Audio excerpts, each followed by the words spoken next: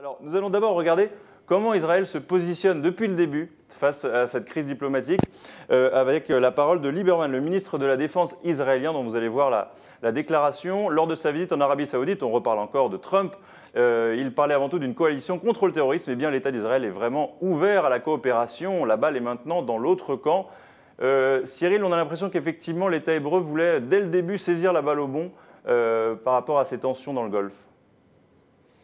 Oui, c'est-à-dire qu'à première vue, en effet, Israël a des raisons de se réjouir de l'affaiblissement et de l'isolement du Qatar, qui est perçu à Jérusalem ici comme jouant un rôle néfaste, contraire à ses intérêts, un jeu trouble qui s'est exprimé, chacun le sait, par la couverture de la chaîne Al Jazeera, qui est jugée en Israël comme trop ouvertement pro-palestinienne dans le conflit israélo-palestinien. Et puis surtout, il y a un certain nombre de responsables du Hamas, y compris de son aile militaires, qui sont depuis plusieurs années hébergés à Doha. Le Qatar a par ailleurs été perçu comme appuyant peut-être certaines postures radicales du Hamas.